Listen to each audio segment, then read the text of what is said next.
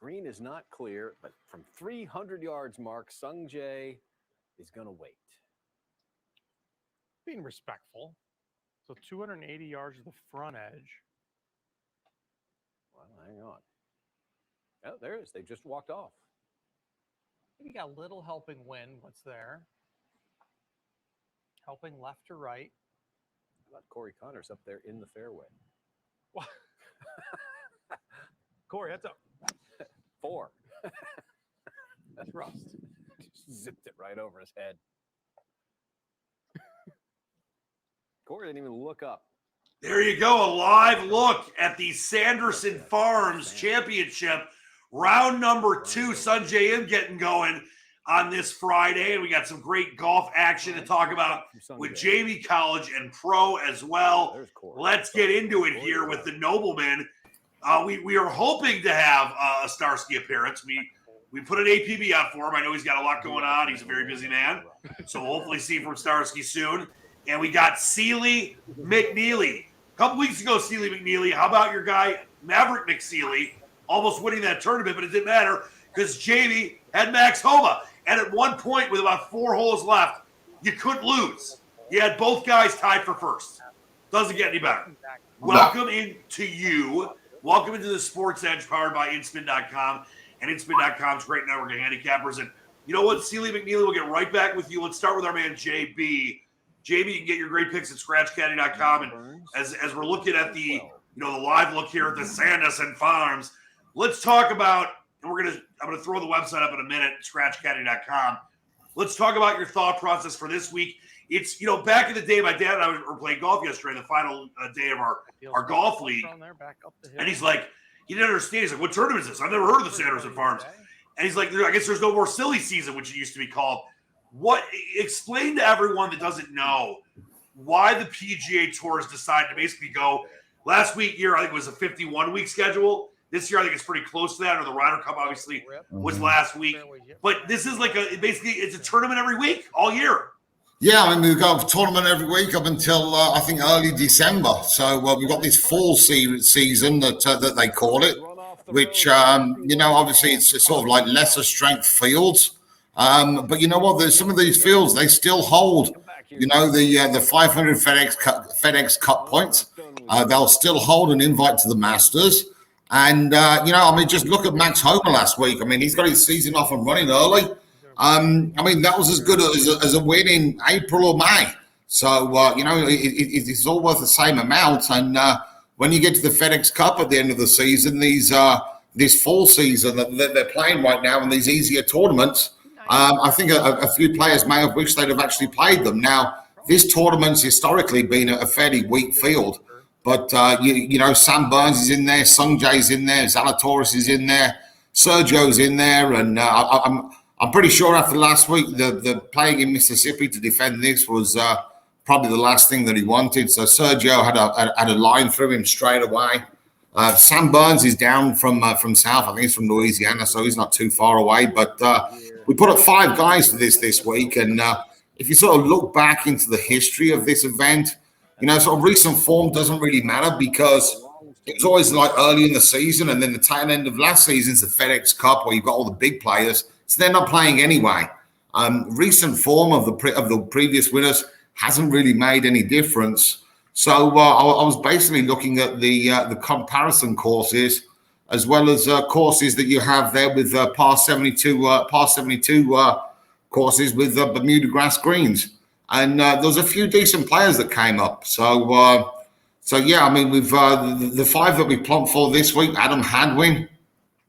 Adam Hadwin's got some real good comparison course form there in the Rocket and the 3M. He's already won on Bermuda grass greens in the Valspar. He was about 100, 120 to 1. So, in a sort of weaker field, got no problems in taking that.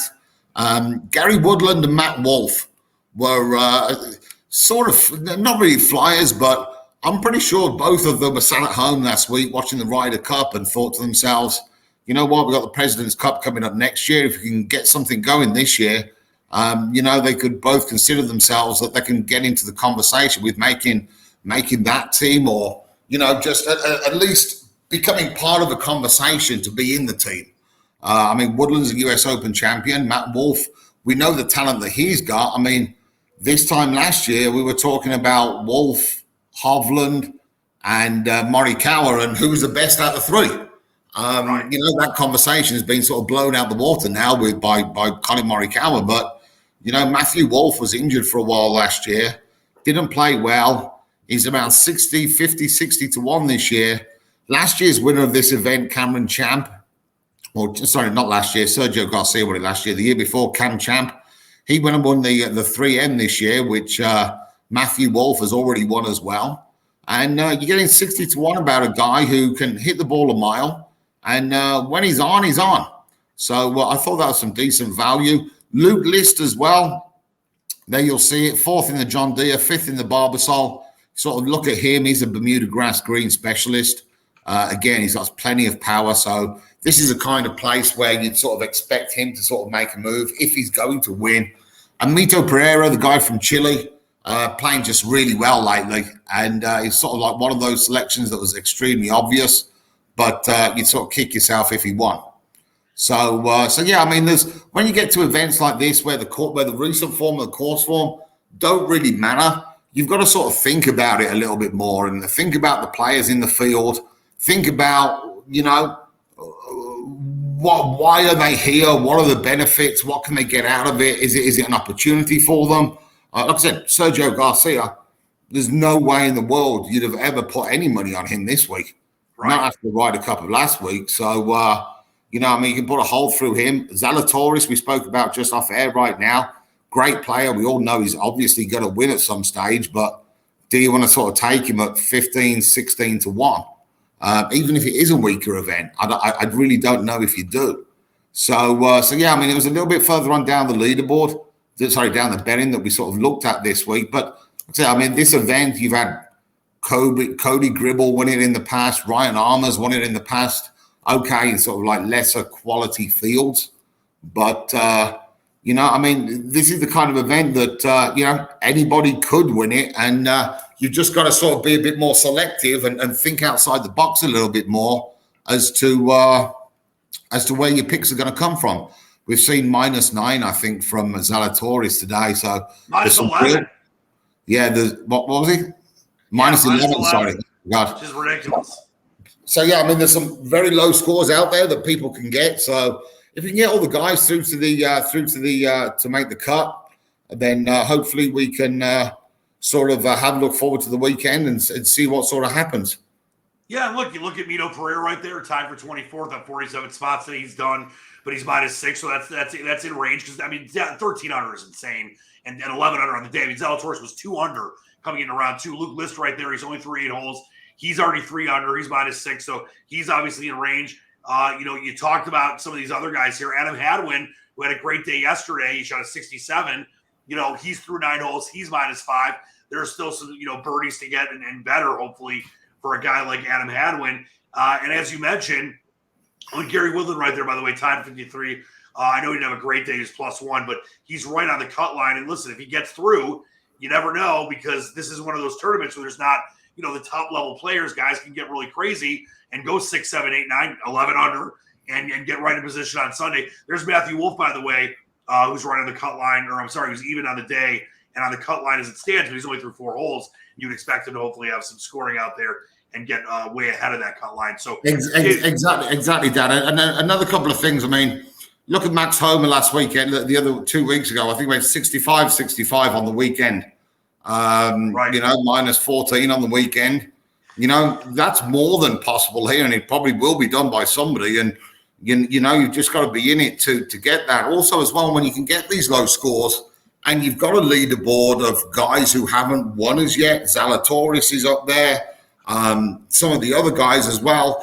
You've got to see them under the pressure situation, don't you? You've got to be able to see them play when they've got a tie of the lead, when they need a birdie, you know, for a playoff or something like that. How do they respond? How do they react? How's their golf swing? How does everything stand up? So yeah, I mean, funny things have happened on the PGA Tour. We've seen it, you know, every single year.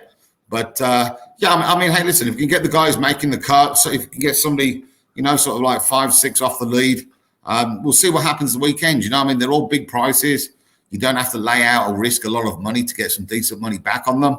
And it's just 1 week, isn't it? So, we'll get the tournament under our belt, see what happens, get all the stats in there, and move on to next week. And again, all of this, even on the weeks where you don't win, if you get somebody in there contending, it's always pretty good. It's a pretty cool feeling to watch, but it just adds to the bank of data that you've got.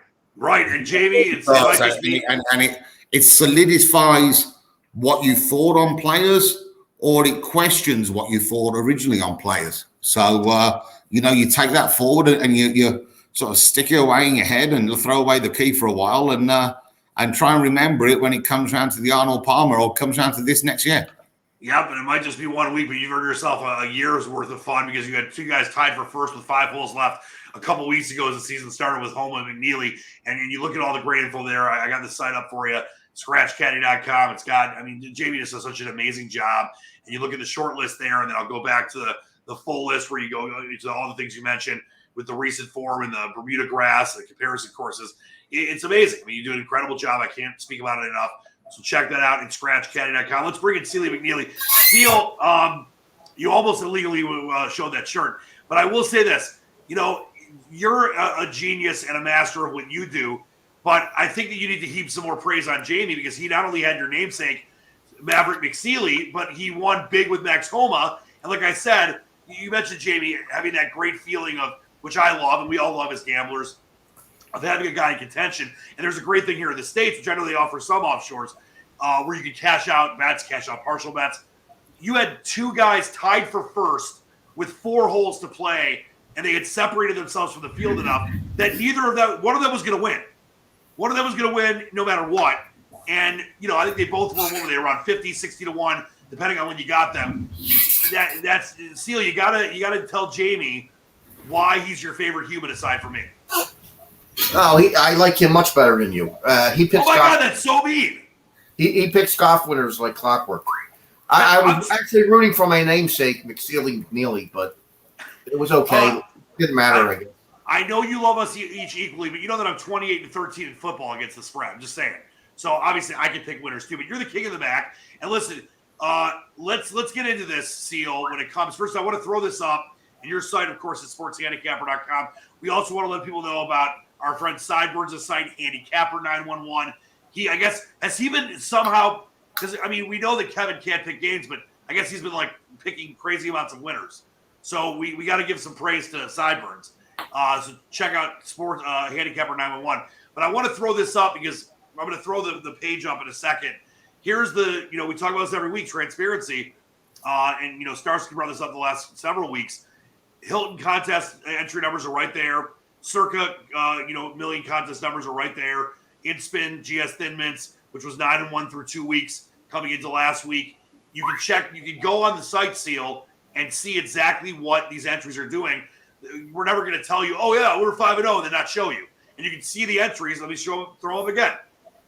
I want you to just let everyone know how hard it is to be in these contests and be successful.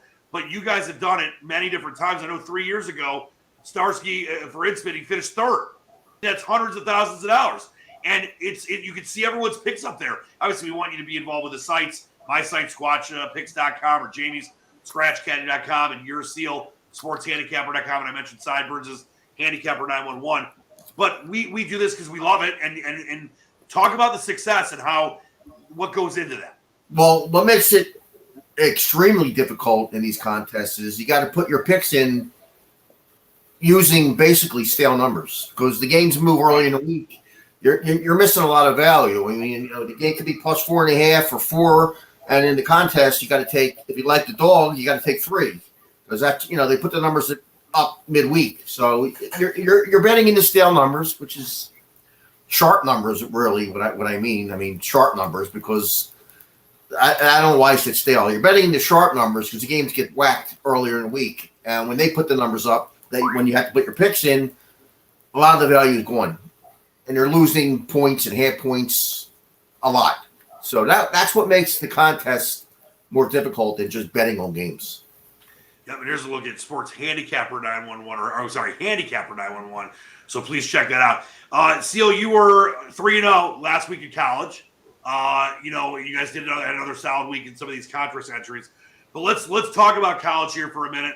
And I want to start with a game that I know you're not necessarily going to have a pick on, but I want to just get some background on one of the bigger games of the day, Wisconsin and Michigan, noon in Madison. Michigan hasn't won there by Wolverines since 2001. Open 3.5 Wisconsin, down to 1.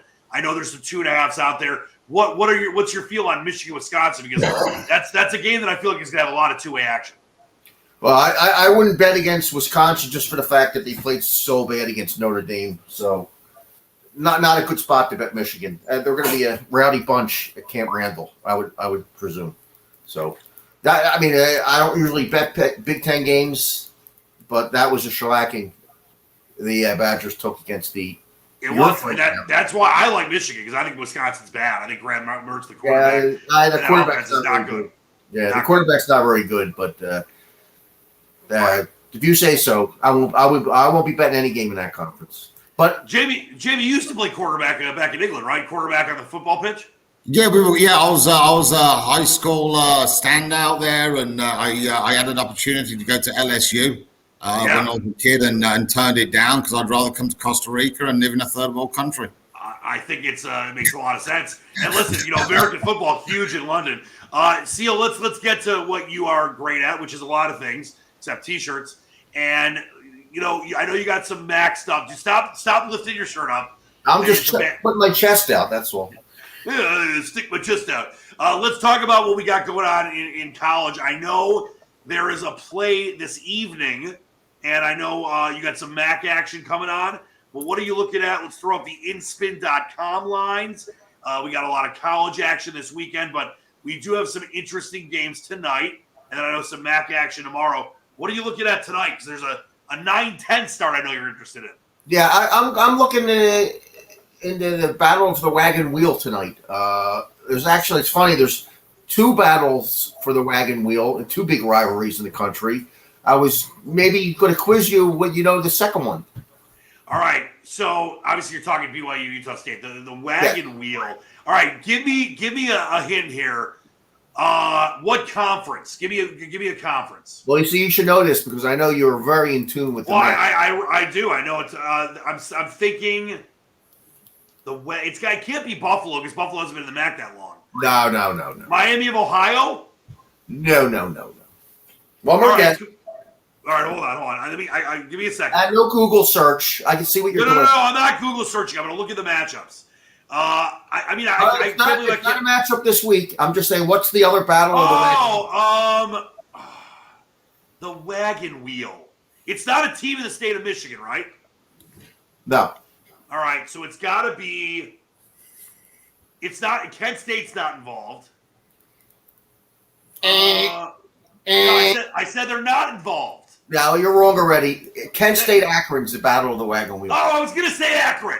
I do not remember the battle of the wagon wheel. That's very heavy, though. I don't think me or you could even lift the wagon wheel. But no, well, I'm pretty strong. I can lift it with my mind. I don't think you can lift the wagon wheel. It's very, very heavy. But the battle of the wagon wheel tonight in the Mountain West Conference, even though BYU is not in the Mountain West Conference, but it's an interstate rivalry, and we're going to go and we're going to back the Utah State Aggies plus the 10. All right, we like it. And by the way, it's down to 9 on inspin.com right now, the money line plus 285. And we talk about this a lot when it comes to, a lot of times you want to take games early, Seal, and sometimes you want to take them closer to kickoff. If someone gets a 9-point spread, are you telling them to jump on it or to stay away? No, I wouldn't bet this game at 9. I went to 10 last night, and I jumped on plus 10. Would you buy if it's at 9.5 somewhere? Would you buy it up to 10? I would buy 10 minus 15 if it's 9.5 with money attached. I might go back up. There's a lot of two-way money on this game. I know a group bet the favorite, and I know there's other smart people with me on the Aggies of Utah State. So I was big on the Aggies, the Utah State last week in that wacky 11 a.m. start game at home against BYU, and they just couldn't do anything. That's Boise. Boise. And they couldn't do anything. But I think this week And, the way BYU has kind of been a very interesting team that at times has looked amazing and other times has looked weaker. I think Utah State not just is going to hang in this game. I think they can win this game outright. I'm not saying they're going to, but that's why I know you said 10 only, but I think this is going to be a close game. I really do. I wouldn't be surprised if they beat them. BYU's played a lot of close games this year. They have a lot of injuries on defense. Of course, the coach, they're all going to play, but he lies through his teeth, their coach. So you never know with them. But Utah State can score points. I mean, I know they didn't last week. But they outgained Boise State last week. They just played really bad in the red zone. They moved up and down the field. They put up over 430 yards, and they only scored 3 points, which is amazing. But I think they're a live dog tonight. I agree with you. Seal, can I ask you a question? Yes. So we had the Utah, the player from Utah last week who tragically got killed on Saturday night, Sunday morning, or wherever. I don't know. If Utah are playing this weekend. I don't know. Is that something that historically teams have come out with and lit up the scoreboard, or are they just still so much in shock? Are they that they underperform? That's a great question, Jamie. It's a great question. They're off this week, I believe. Yeah. They are off this week. They could go either way. That's just 50-50 deal. They could come out flat or they come out on fire. That's you just don't know. Those things are, to me, they're overrated. Well, think about this. I mean, obviously, these are Brett Favre. His father dies Monday Night Football. Right, you play great. But these are college kids. They're not getting paid. They're going to school, most of them. Studying, dealing with stuff. They're 18, 19, 20-year-old kids. So I think that, Jamie, it's a great point because I know being around, I called Detroit Titans basketball games for a long time, and I traveled with them, and that's just a basketball team with, 15, 16 guys. A lot of these teams are very close-knit. They're family, kind of atmospheres between the coaching staff and the kids, some other more than others. And I would say that would really affect somebody. I would say that can really affect college kids because, these guys haven't gone through a lot of loss. Obviously, not that Brett Favre was in his 60s, 70s, or, 80-year-old, at that time, but he had lived more and he was a pro and he's getting paid. And his dad was older. So this is a tragedy. I lost a friend to a tragic car accident about 6 months ago. He was 27. He's my former intern. And I was sleepwalking for days. And imagine if you're trying to play a game. Yeah, the adrenaline can get going. But that's a great question, Jamie. I think people need to understand that for different situations, it's more important, Seal, right? Yeah, but there's no really way of knowing, have the pulse of the team, how they're going to play. They could get killed, and they could kill them, whoever they play next week. They're not playing this week. That's probably a poor choice of words, by the way. Yeah, well, that's true. Pardon the pun, but I don't. It's to me, it's an unknown. This happened to Utah twice already. I think in the last 3 years, they had another player. Yes. Yeah, they did have another player pass away.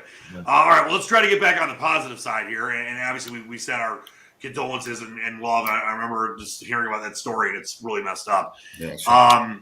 But let's talk about the MAC because you're the self-proclaimed and actual king of the MAC. And I know you got some action for us. I got it pumped up right there. The Western Michigan. No one circles the wagons like the Buffalo Bulls. And right now they're sitting at 7-point dogs, 12-10 start tomorrow. What are your thoughts? Another live dog. I think Buffalo could play with Western Michigan. Western Michigan has been very impressive. They beat Pitt at Pitt. Didn't play that great against Michigan, but held San Jose to 3 points last week, but their quarterback got hurt during the game. This will be a tough game. I see this being a one-score game. This game will come down to the end. Buffalo's not as good as they were last year. They did lose their head coach to Kansas. He brought along like 6 players with him, but they still have a lot left there. This game should be a really close game. I took 7. I like my bet. It is 7 still. There's been two-way money on that game. I know there'll be money coming in on the dog tomorrow, but I like +7. But don't get me wrong, Western Michigan's a tough team.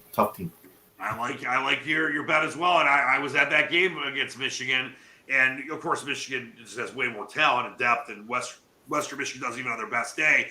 But I think Buffalo has had some moments this year. Buffalo, you mentioned they lost their coach, but there's some talent on that team, and I think this is going to be a close game. Yeah, they played Coastal Carolina at home. Yeah. They lost by 3. Coastal Carolina is no joke. Coastal Carolina's no joke at all. No, So- very, very, very solid team. They lost by 3. They gave them a hell of a game. I think the same thing will happen tomorrow. More sound reasoning. This is why we love Seal and Jamie, of course. And you can get all Seal stuff at sportshandicapper.com. I did just get some unfortunate news. Our man Starsky is on location.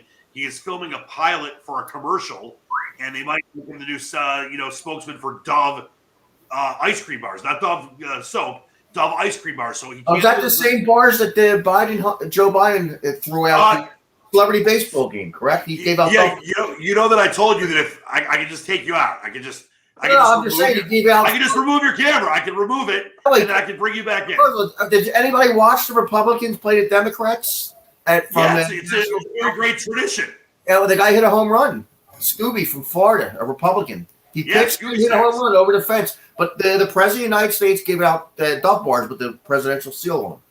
Pretty cool. And by the way, did Shaggy hit a home run too? Was Velma at the game? Just one home run.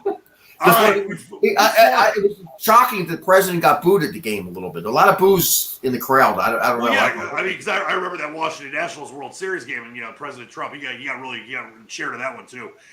Really, really at a high level. All right, listen. What did I tell you? I told you I'd remove your camera. Stop it. All right.